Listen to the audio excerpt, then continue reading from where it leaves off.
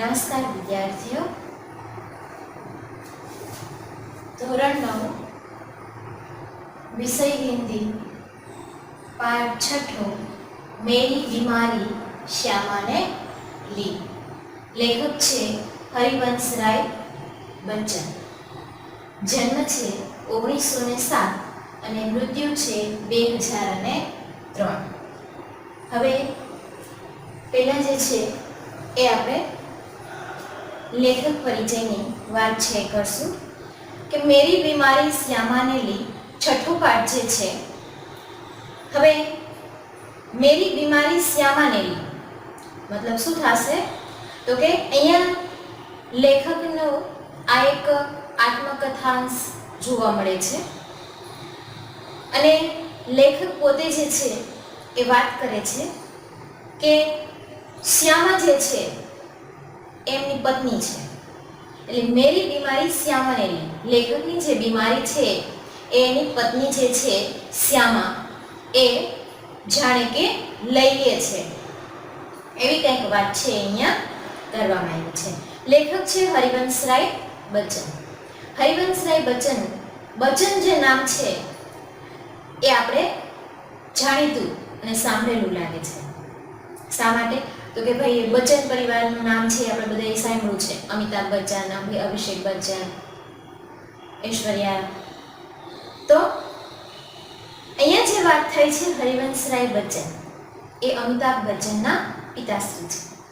હવે એ જે છે એક છાયાવાદોત્તર કવિ જે છે એ જોવા મળે છે, એક લેખકના રૂપમાં સામે આવે છે, જેનો જન્મ છે 1907 અને મૃત્યુ છે 2003 જોવા મળે છે. हिंदी साहित्य में हरिवंशराय बच्चन का नाम उनकी एकमात्र कृति से ही अमर हो गया. हालांकि विपुल मात्रा में साहित्य सर्जन किया है. लेखक हरिवंशराय बच्चन उनकी एक ही कृति मधुशाला थी पोते પોતાની નામના મેળવે છે. હવે અહીંયા વાત કરવામાં આવી છે કે એણે ઘણું મોટું સાહિત્ય સર્જન છે એ કરેલું છે, પણ મધુશાલાથી પોતે ખૂબ જ પ્રખ્યાત થઈ જાય છે. છાયાવાદોત્તર કાળ के कवियों में बच्चन एक वरिष्ठ सर्जक रहे हैं. છાયાવાદોત્તર કે જે ગાઈ શકાય એવા ત્યારના જે કવિઓ જે છે એમાં હરિવંશરાય બચ્ચનનું ખૂબ મોટું નામ જોવા મળે છે. इलाहाबाद विश्वविद्यालय के अंग्रेजी के प्राध्यापक के रूप में तत्पश्चात दिल्ली के सरकारी सेवा आकाशवाणी और 2 एक स्थलों पर उन्होंने सेवाएं दी. पहला एक शिक्षकના રૂપમાં સામે આવે છે અને પછી એક લેખકના રૂપમાં સામે આવે છે. भारत के एक विशिष्ट कवि के रूप में राष्ट्रपति ने उन्हें राज्यसभा का सदस्य मनोनीत किया था. प्रारंभिक नौकरी पायोनियर प्रेस में की थी. मधुशाला के कवि के रूप में बच्चन जी को इतनी शोहरत मिली कि उनकी मधुशाला सभा सम्मेलनों, कवि गोष्ठी आदि में होता था. लोग बड़ी संख्या में उमड़ते थे. कैम्ब्रिज यूनिवर्सिटी से जॉन पेटस नामक कवि के समग्र वाङ्मय पर उन्होंने पीएचडी किया था. केंद्रीय मंत्रालय हिंदी में उन्होंने हिंदी विशेषज्ञ के रूप में अप्रथम कार्य किया था. उन्होंने पुरस्कार जैसे सोवियत लैंड पुरस्कार, साहित्य अकादमी पुरस्कार और पद्म विभूषण आदि पदवी प्राप्त की हुई थी. तीर पर कैसे रुकूं मैं आज लहरों का निमंत्रण और इस पार प्रिय तुम मधु है और उस पार न जाने क्या होगा जैसी काव्य पंक्तियां आज भी लोगों की जबान पर देखने को मिलती है. मधुशाला, निशा निमंत्रण, सप्तरंगिनी, मिलन यामिनी, आकुल अंतर और एकांत संगीत नामक इनके सुप्रसिद्ध काव्य संग्रह देखने को मिलते हैं. तो क्या भूलूं क्या याद करूं, नीड़ का निर्माण फिर बसेरे से दूर और 10 द्वार से सोपान तक शीर्षक से 4 खंडों में लिखी उनकी आत्मकथा देखने को मिलती है. मेरी बीमारी श्यामाने ली आत्मकथांश है जो क्या भूलूं क्या याद करूं में से लिया गया है. बच्चन जी की प्रथम पत्नी का नाम श्यामा था, जो सही अर्थ में एक आदर्श जीवन संगिनी थी। श्यामा की बीमारी उसकी खुद की न होकर बच्चन जी की थी, जो सेवा करते ले ली गई थी। बच्चन जी का यह मंतव्य श्यामा की पति भक्ति, कर्तव्यपरायणता और निष्ठा का प्रतीत होता है। प्रस्तुत आत्मकथांश में श्यामा की बीमारी का दर्दनाक और कारणीय सफल निरूपण किया गया है। दूसरा, कवि की भावुकता और संवेदनशीलता भी प्रकटीकरण मिलता है। क्या भूलूं ये काय क्या याद करूं, हरिवंशराय बच्चन की जो आत्मकथा है, हिंदी के इस सुप्रसिद्ध कवि ने उनके संस्मरण बड़े ही रोचक ढंग से आलेखित किया गया है। कवि अपने जीवन की घटनाओं के साथ साथ उस युग का चित्र भी देता है। प्रस्तुत अंश क्या भूलूं क्या याद करूं में लिया गया है। इसका यह शीर्षक मेरी बीमारी श्यामा ने ली विषय वस्तु का भी निर्देश करता है। क्या भूलूं क्या याद करूं में से लिया गया यह आत्मकथांश जो मेरी बीमारी श्यामा ने ली, हरिवंशराय बच्चन जो उनकी बीमारी उनकी पत्नी श्यामा ने ले ली, फिर वो उस बीमारी से मुक्त न होकर अपना जीवन खो देती है। इस बात का यहाँ अंकित किया गया है कि एक धर्मपत्नी धर्मपरायणता के रूप में श्यामा नजर आती है। श्यामा और हरिवंशराय बच्चन के बीच का जो प्रेम है वो यहाँ प्रतीत किया गया है। હવે પહેલા આપણે જે છે એ થોડીક એનું સાર જે છે એની વાત કરી લઈએ છીએ, પછી આપણે પાઠમાં આગળ વધીએ છીએ કે લેખક હરિવંશરાય બચ્ચન, આપણે આગળ જે કવિ પરિચય છે એમાં વાત કરી હતી કે લેખક જે છે એ પહેલા કેમ હતો કે એક શિક્ષકના રૂપમાં છે એ સામે આવતા જોવા મળે છે।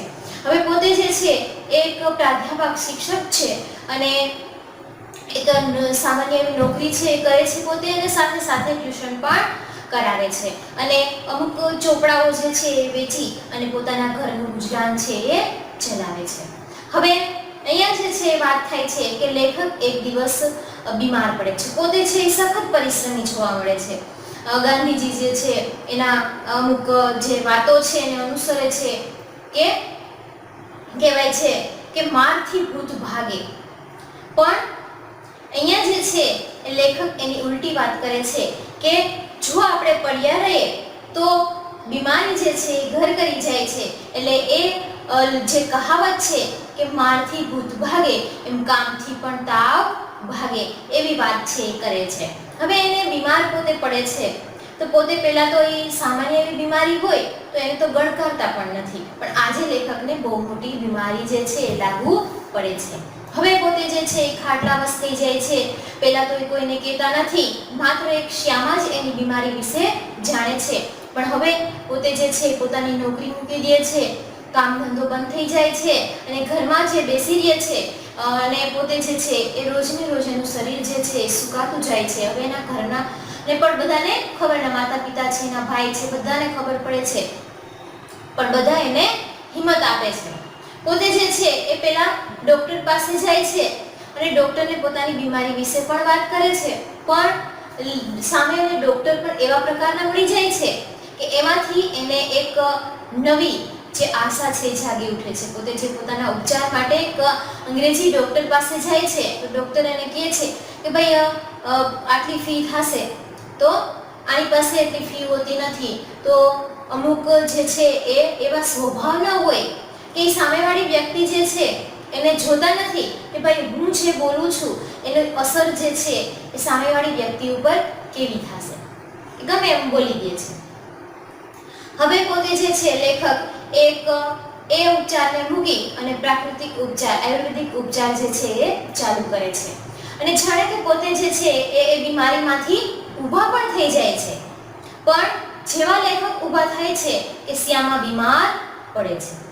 હવે શ્યામા જે છે એ ખાટલો પકડે છે તો પોતે જે છે એ ક્યારેય પણ એમાંથી મુક્ત થઈ શકતી નથી। ક્યારે મુક્ત થાય છે તો તો કે ભાઈ પોતે જે છે એ મૃત્યુ પામે છે પણ એ બીમારીમાંથી મુક્ત થઈ શકતી નથી. હવે આજે લેખક અને શ્યામાનું જે સુખમય જીવન છે એ આ બીમારીમાં અને બીમારીમાં જે છે એનો અંત આવી જાય છે.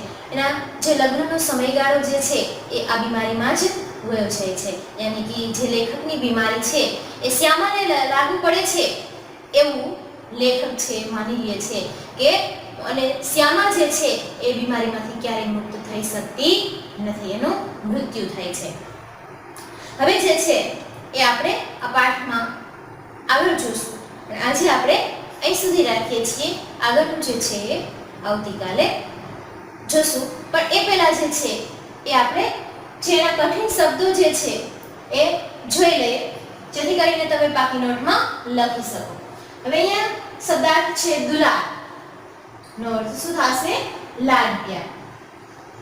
ભરે ઘૂંટે યાની કે વધારે પડતું.